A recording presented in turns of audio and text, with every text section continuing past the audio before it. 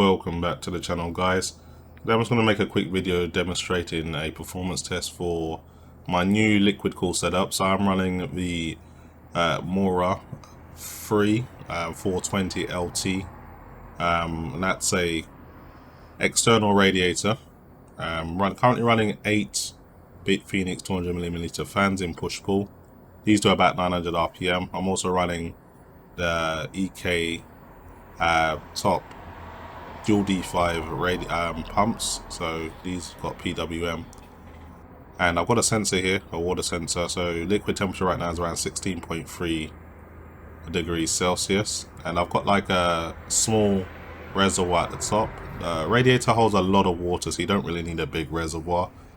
Inside my room, the temps are, let's see now, just about 21 to 22 degrees. So with the radiator being at my window, it can be considerably below ambient, but my actual room temperature is a lot cooler, so I get that added benefit. So the main reason I did this was just to move the heat that was getting dumped in the case from my CPU out of there, so my RTX 3090 Ti Tough OC isn't saturated in that CPU heat and that's lower temperatures. And also I plan on water cooling my future graphics card upgrade, so I needed a bit more cooling headroom, and this should provide me with all the cooling I need. And what I'm going to do now is jump straight into my BIOS so you guys can see what settings I'm running. Then I'll run a few CPU tests. So into my BIOS now, as you can see, I'm running the Z690 Unify by MSI. Very good motherboard. I recommend it to anybody using BIOS version 1.20. If you're using the 12900K, you need to use BIOS 1.30. So all P cores at 5.3 GHz, all E cores at 4.1 GHz, AVX just at 0. So it just remains at 5.3 GHz, but you may want to put an offset just in case the workload is a little bit too warm or too strenuous, and it will kind of downclock your CPU, so you'll save power, maybe boost stability. All my base logs and BCLK are 100 or 1.0, so I haven't manipulated those in any way. Where it says ring ratio, I've got that at 40. You know, that's a bit over the default stock. I think stock's like 1.36, so that's a nice little boost there, and it does kind of help with the multi-threaded scoring. When it says CPU tuning, I've got water cooler. Well, MSI give you these presets. It's basically like the power limits of the CPU. If you've got a water cooler, it basically maxes out the power limit for you. You don't need to go into your BIOS and do it personally, but I'll show you the settings anyway.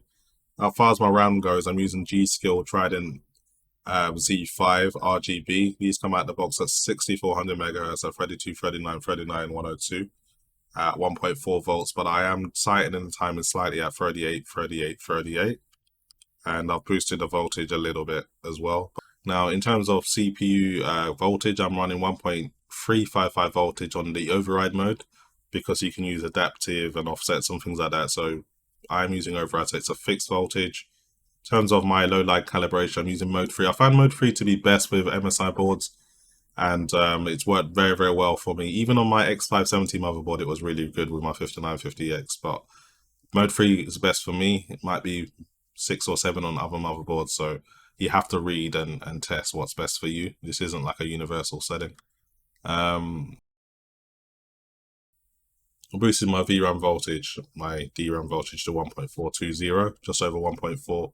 So it's nothing too extreme. It's just to add that additional stability while I'm tightening timing. So maybe I don't need it, but I just do that just in case. Now, one more setting I want to show was the CPU power limit. So in my BIOS, it allows me to select water cooler, but really all that means is it's put the long duration to 4096. All this really means is that the CPU can draw as much power as it needs. If you're worried about that, you can set a limit of 300, so it doesn't draw any more than 300 watts or something like that, so you know, something that your cooler can handle, okay? In terms of long duration maintained, at default, it will be at 56 with these settings, but I've put it to 1 to 8, which is the maximum. So that's pretty much it for the settings. I mean, I am using Resizable bar on my RTX 3090 Ti, and that is pretty much it. So I'm going to go back into Windows now, and now we can do some CPU benchmarking. So back in my BIOS, guys, so I'm using Windows 11 Pro. version 21H2 with all the latest updates. I'm going to be using Core Temp to monitor my CPU temperature. This also will give you a readout of how much power draw is going on as well at the time. So idling temps are really good, below 20 degrees on all cores, which is nice to see. So let us get into some benchmarking now. So CPU-Z here actually has its own benchmark, so it will test the multi-thread and single thread. So let's go with that very quickly. So it doesn't give the most strenuous multi-core workload. I'm only pulling 240 watts. I mean, in 12900K terms, that's pretty small.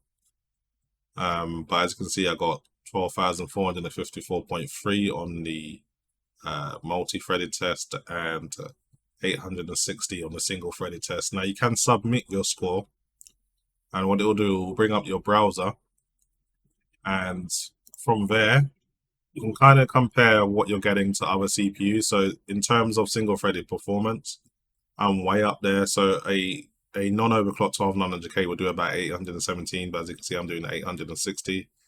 As far as multi-threaded goes, I'm way out there with 12,454, whereas like a 5900X will do 95 or 9,520. So you can see the difference there. So that's pretty good. Let's move on to something a little bit more strenuous. Let's bring up Core Temp back so you guys can see the temps, which is the most important thing. And of course, I'll have this always on top, so we'll always be able to see what's going on. So I'll run Cinebench R20 first. I'm only going to run the multi-core because the single-threaded takes way too long. So let's see what I get. Now, it's a very, very strenuous test. And as you can see, my CPU is pulling over 300 watts, which is just insane, which is why I don't recommend anyone else use these settings if you haven't got the cooling to deal with it, because it will just pretty much overheat your CPU. You'll either throttle or it'll just crash straight away. So 5.3 gigahertz all core, it does really take a lot of voltage to get there, which is why you don't see too many people doing it. You need to delid or do other extreme things to kind of bring the temps down. So as you can see, I'm getting 11,445. My warmest core is core 5 at 90 degrees, and my coolest core at core 1 is 73 degrees. I'm not too sure why core 5 gets like 4 degrees warmer than everything else. Maybe there's a slight concave on the IHS at that point. It's not making perfect contact. Who knows? But they've been known not to be perfectly flat, these IHSs. So let's move on to Cinebench R23, a little bit more modern, and see what kind of score I get with that. Now, the MO-RA 420 isn't really something I would advise to buy just to bring down CPU temps. It will bring down CPU temps a little bit, but it's really just for cooling a large amount of heat. So if you got like a dual GPU loop or more, this will deal with over 2,000 watts of heat. So if you're buying this just for the CPU, it's a waste of money, really. I wouldn't recommend doing that. But it can certainly produce some interesting results, especially on a very, very cold day. Especially for me, I live in England when it gets real cold in the winter, so I'll be posting some extreme benchmark runs when that happens. We're in summer now. It is May, and things are heating up. So, you know, this would probably be quite average for most people in terms of the temperature. So as you can see here, I scored 30,133, outpacing an AMD Ryzen Threadripper, which is just ridiculous. I remember seeing this before the 12900K came out. I was seeing leaks about its performance, and someone said they overclocked it to 5.3 gigahertz and they were faster than a Threadripper. And I've just been able to replicate those results, like literally one for one. So at least we can tell that the 12900K is consistent when you reach specific core speeds. So that's good to see. So very, very good score there. 30,133 on R23. Hottest temperature was core 5, again, 93 degrees. So that went higher than R20, which was, I believe, was 86. So that's about as bad as it gets for me. Let's move on to something a little different. Geekbench. Now, Geekbench 5... it's kind of like a lightweight test, and it'll simulate everyday tasks like office tasks, Photoshop, rendering, etc. And it will compile them all into one kind of run, and then it will give you a single-threaded grade score and like a multi-threaded score. It's generally very popular for when leaks are coming out for new CPUs. So let's see what I get. Just to kind of make it clear as well, all of these results that you guys are seeing, they are not being hampered by any kind of recording or performance penalty. I am recording on my dedicated recording and streaming PC. So everything you see here is basically under a normal circumstances. So yeah, everything should kind of be replicate. You can replicate what you're seeing here, and if you've got a similar setup. But I just love how quickly the MO-RA gets back to idle temps. Like, you may be doing such a strenuous workload and you'll hit like 90 degrees maybe, depending on what you're doing. And then extreme test, and as soon as that test is done, within 2-3 seconds, you're back to idle temps. Like, it cools so quickly.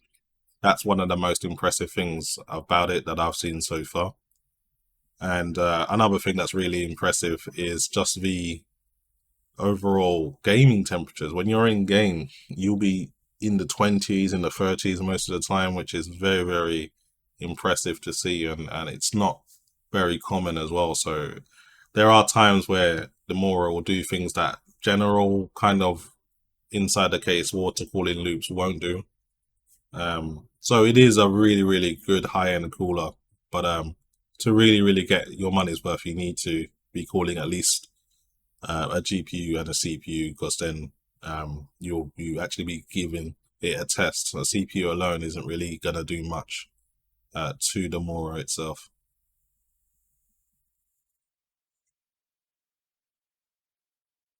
Okay, test complete. Let's see what I scored. So 2090 on the single core, 21,074 on the multi-score, which is pretty good. For reference, with my 5950X, I think the highest I was able to get with like a curve optimizer of pretty much negative 28 on all cores and an undervolt, I was able to get 1800 on the single. But the multi-core was like something insane, like 27 or 28,000. But seeing a single core over 20 or over 2,000 is pretty insane to me. So this is where the 12900K shines. In the single threaded workloads, it really does have the edge over the 5950X. And I'm only choosing that CPU because that's what I've switched from, so if you're wondering.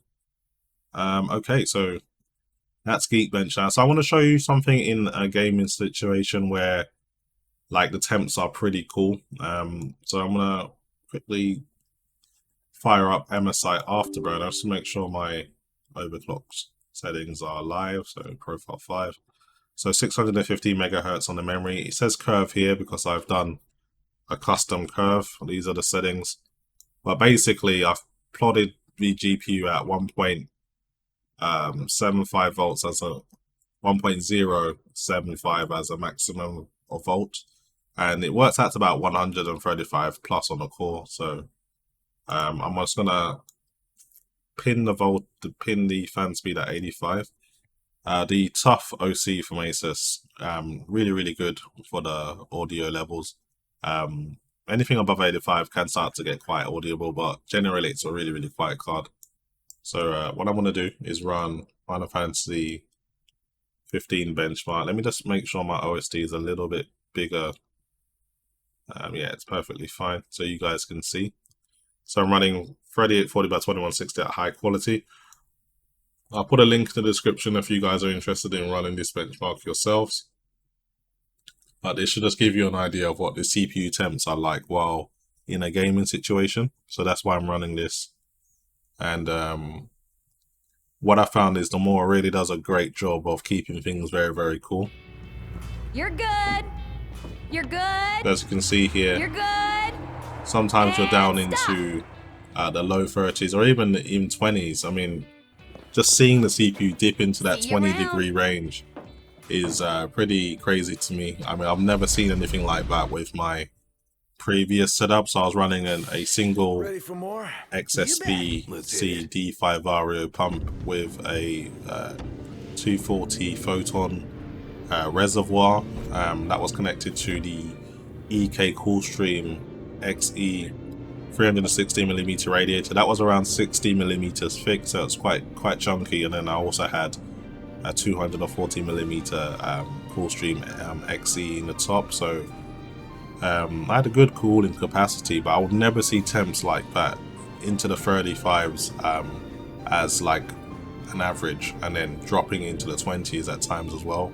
That's something you just wouldn't see with my previous setup. So even just general gaming, I've seen a better performance.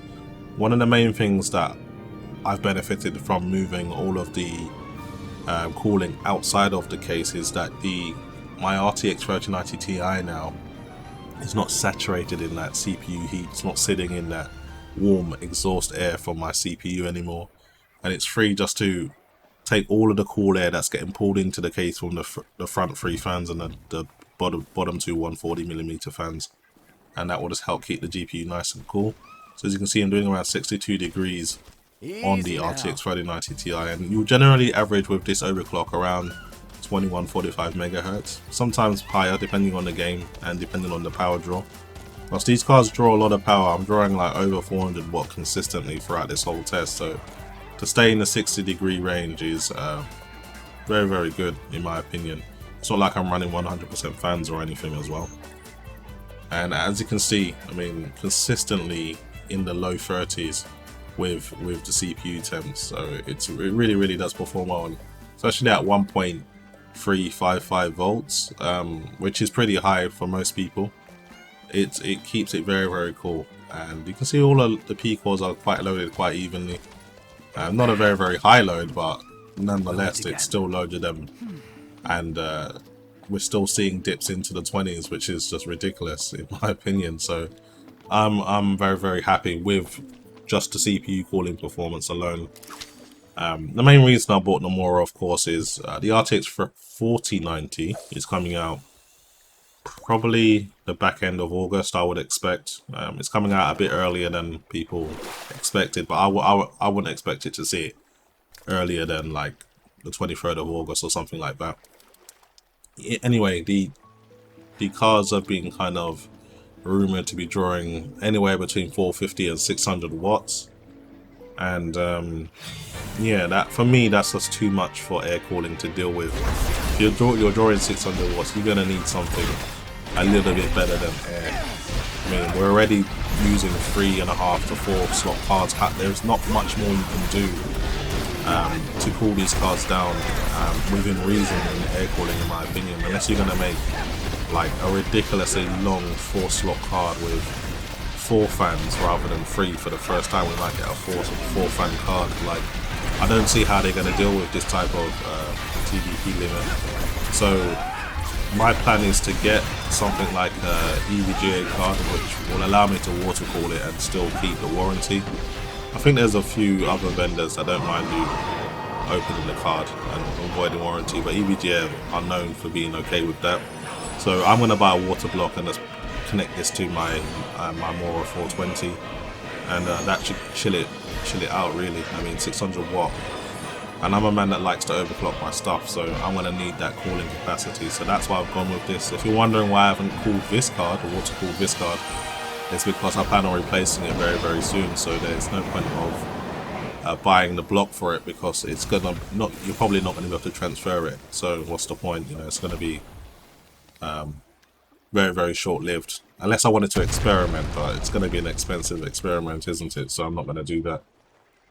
But anyway, this test is coming to an end pretty soon. It's a bit of a lengthy one, but I kind of wanted to hammer home the point that your gaming temps with your 12900K connected to a MO-RA are going to be very good. And I'm just looking at the liquid temperature now. It's currently sitting at 20.01 degrees Celsius. So it went up a few degrees, but it doesn't go up by much. So that will still be lower than most people's AIO liquid cool temperature. So yeah, let's see what kind of score I get at the end, and then maybe we'll run some more CPU tests.